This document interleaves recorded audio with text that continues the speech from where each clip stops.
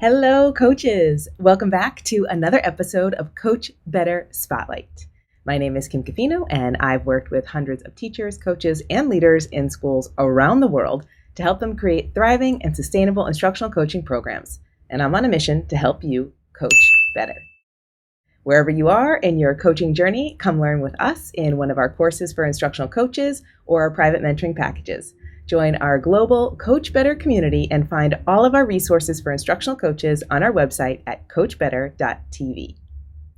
If you have a question you'd like to hear us answer or a topic you'd like us to discuss, please drop us a line on our website at coachbetter.tv/ask, join our Coach Better Facebook group, or find us on social media at Eduro Learning and send me a DM. Don't forget to subscribe to the channel here on YouTube to catch all of our latest episodes.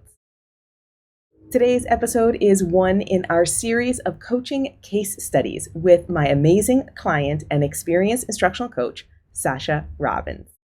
These case study episodes are designed to share the story of a coach and the development of their coaching program and practice in their unique setting. In this spotlight episode, we're focusing on the power of intentionally slowing down coaching conversations and committing to the process.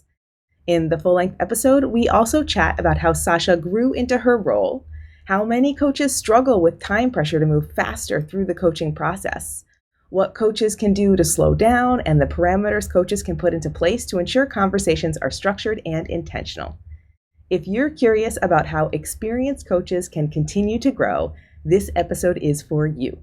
To listen to the full episode, subscribe to Coach Better wherever you get your podcasts. This episode is a fantastic example of how instructional coaches are leaders in their school communities. If that sounds like you and you want to continue to develop your leadership skills as a coach, you'll love our new workshop for experienced coaches, Scaling Your Impact as an Instructional Coach. You can find it at edurolearning.com/scale. And I'll tell you more about it, as well as another great opportunity for you to grow at the end of this episode. Okay, let's jump in. So it's been a journey for me to become a better questioner. One of the early goals that we had together was to become a better questioner. And I've had so many great examples of questioners as mentors, including yourself and Aaron, Carolyn McCandless. Those are the main ones. And so because I've had those examples, I know you helped me to see that it's possible to be, it's not just simply a raw talent. It's something that can be learned. It's a skill that can be learned and it can be refined over time. And so the goals around questioning have become more refined as the years have gone by. And we keep returning to that original goal of becoming a better questioner, just becoming a better questioner from where I'm at currently. And I think I've definitely gotten better at it.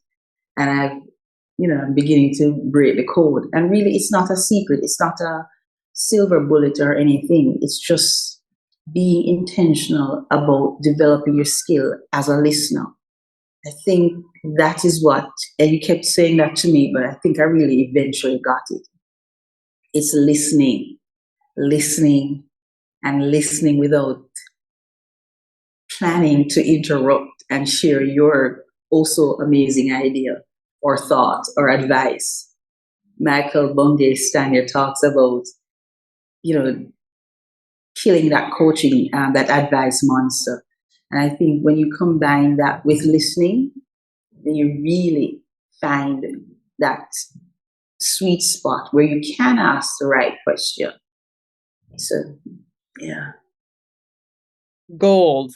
That is just gold. And that is exactly where we kind of got to on the coaching call a couple of weeks ago, where you were talking about the importance of slowing down coaching conversations so that you can listen, you can ask the right question, and you can help the teacher really uncover what it is they already know to be able to kind of take that process a little bit more intentionally. So when we were talking about that on the coaching call, what were you thinking about when you were thinking about, I need to start slowing down these conversations? I need to start slowing down the endless kind of hamster wheel feeling of being in the classroom and I got to get it done and I got to do the lesson and I got to just go, go, go, go, go. Tell me a little bit about your thinking, where that kind of came from for you. I think, this year, especially just partnering with teachers, you keep hearing, now that we've come back from COVID, and COVID kind of allowed us to slow down, be a little bit more gentle with ourselves and the kids, but we just came back and simply forgot all the lessons of COVID. And one of the things I'm seeing is that, okay, we just have to get this done, have to get this done. But like when you're rushing, you miss steps along the way.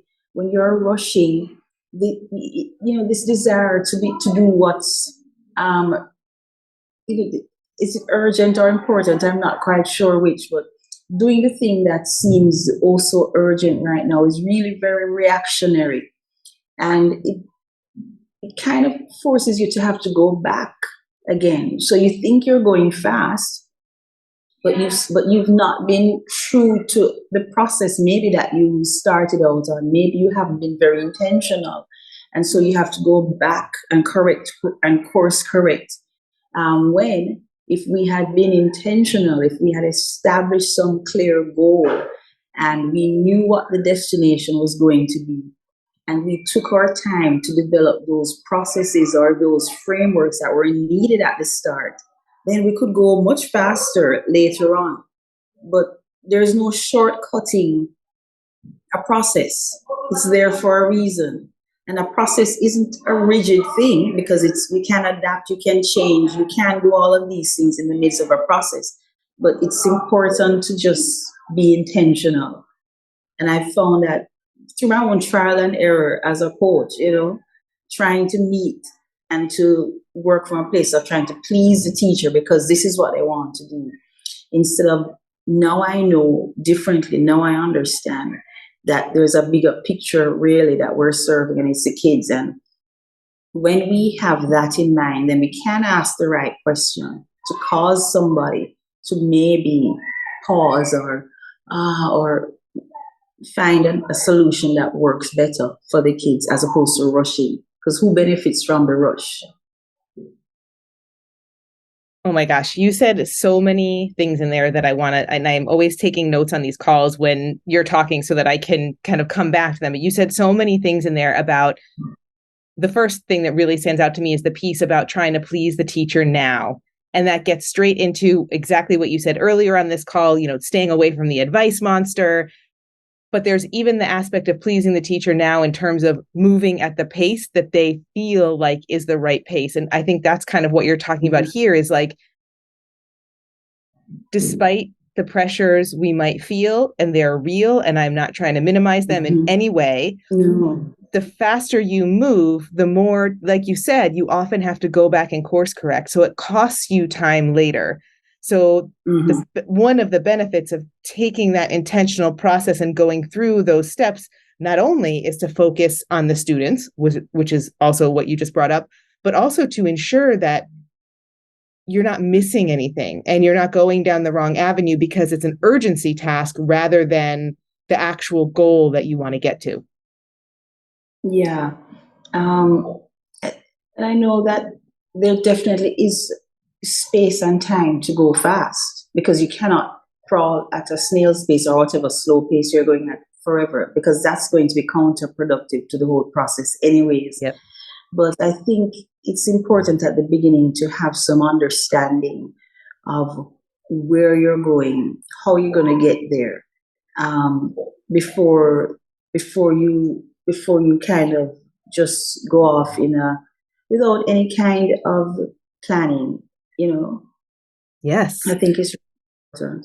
So I want to kind of debrief how we can slow that down and when we can slow down. But before we get to that part, I did want to ask you, and when we were having this conversation on the coaching call, I think you had said something that was like, you had realized that a coaching cycle had gone faster, like it had gotten to the next stage of the cycle faster than you wanted it to, and things were happening and you weren't really on track in terms of the goal, and you wanted to like reel it back in. And I asked you the question about, why does committing to this process, why does being intentional lead to a more successful coaching cycle? And you gave me this list on the coaching call. You were kind of saying like, I'm not sure why I need to do this. And then I just asked you, and you gave me this list of, I'm looking at it here because I take notes on our calls and I copied it, put it in my notes for today, of like 10 things about why committing to the process leads to a more successful coaching cycle. And I know you're not going to remember every single thing you said exactly how you said it on the call right now, but asking you that question now, like when you think about it, when you look back on it, why does committing to this process, why does being more intentional lead to a more successful coaching cycle? And anything you don't mention that you had previously mentioned, I will bring back from this list. Right. So I've been thinking about this a lot this past week, I guess, because I knew we were going to have this conversation. And one of the things that, and I think the key word that kind of comes across to me is the power of paraphrasing. And I don't know if I said this to you before, but I think it's such a powerful tool that we have in our arsenal as coaches.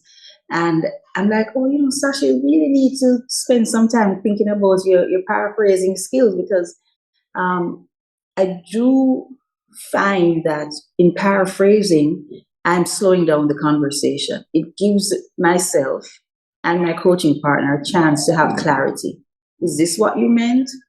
It's also, the thing about paraphrasing too is that you can, I forgot what I was going to say.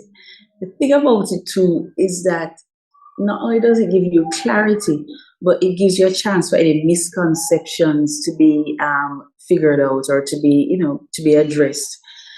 And the other thing about it too is that I don't have to do anything but simply ask a question. So what I hear you saying, or I think this is what you're saying, but I might not be sure. You can correct me if you're wrong, if I'm wrong or something. And then that is an invitation for them to say, jump in. And so we are equal partners in the conversation that is happening. It's not me dictating to you, it's you helping to steer the conversation, especially because this is about you and your kids, not about me, really. So I think the one thing that seems to help to slow a conversation down for sure is to paraphrase, because it's an opportunity to reflect. It's an opportunity to clarify. It's an opportunity to just think, and it feels like a breathing space. And sometimes teachers will tell you that too, that this conversation helped me to just stop. Because we're always just running, even as coaches too. But just that opportunity to kind of assess what's going on really gives you a chance to slow down and be much more clear or intentional about what your next steps are going to be. So maybe I said some other things, but you have to tell me them. Yeah, no, I think that idea of really getting that clarity and being equal partners in the conversation came out through all of the different things that you said, but you said it really nicely there, because obviously you had been thinking about it. You weren't just running off a list in your mind. But one of the things I think that comes out of making the commitment to slow down, one of the things that makes that process more successful in the long run, being clear, understanding the goal, having that calm moment to reflect, is that you are, what you said on the call, which I absolutely loved, is that your goal when you work together with your coaching partners is to do something transformative. You want to evolve as a teacher and as a learner, and you need to create that space for thinking, reflecting, and understanding. And the way that you phrased on the call, you said that's what kids need. So providing yourself with that opportunity will help you see the value in providing it for kids. And I just think that that if we're thinking about coaching being a transformative act, and we're thinking about the great potential that coaching has, if we're rushing through the process, we're not giving ourselves the time and space that we need to be transformative. Mm-hmm. Yeah, I think, I'm glad you reminded me, because I forgot. But I think you have to, and this is really part of developing your coaching identity. Who do I want to be as a coach? Who do I want to show up as when I come into a coaching conversation? What do I mean, a teacher will have her own goals, but I know when I had a coach, and even now when I have an instructional coach to help me now, what I want to do is to really be able to impact, or what I wanted was to, and I never knew I wanted it at the start, but what I got from it and what I want to be a partner to is somebody who changes. You can't be stagnant, in whatever profession you're doing, you just can't. But certainly the coaching conversations are critical.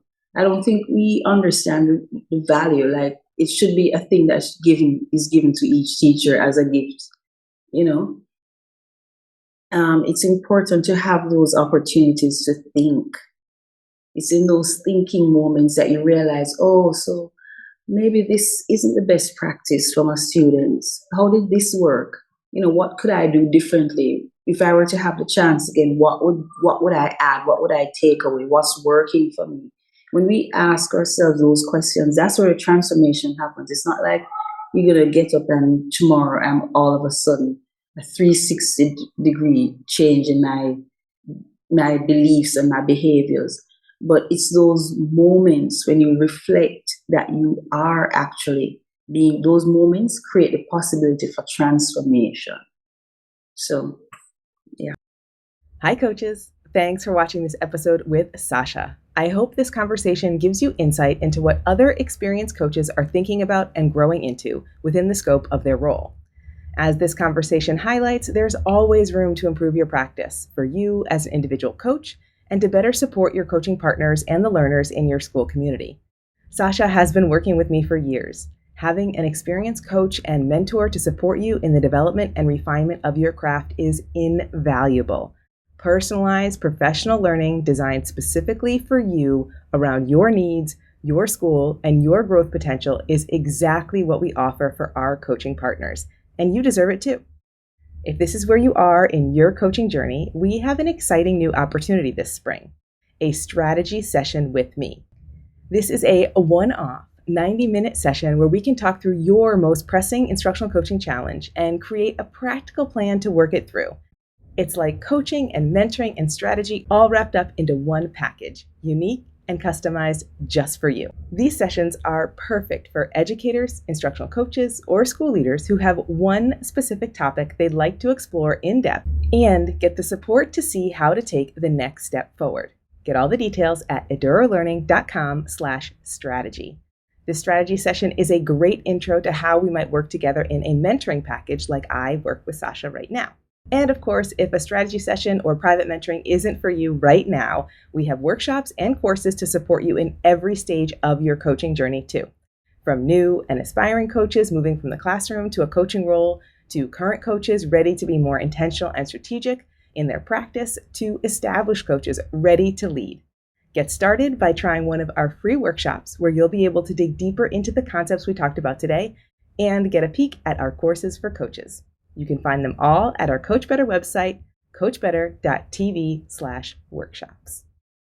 Wherever you are in your coaching journey, we can support you. If you're curious right now, if you have questions, please reach out. You can leave a comment on the show notes on our website at coachbetter.tv. You can join our CoachBetter Facebook group, or you can find us on social media at Eduro Learning and send me a DM. I'd love to support you on your coaching journey. See you next time.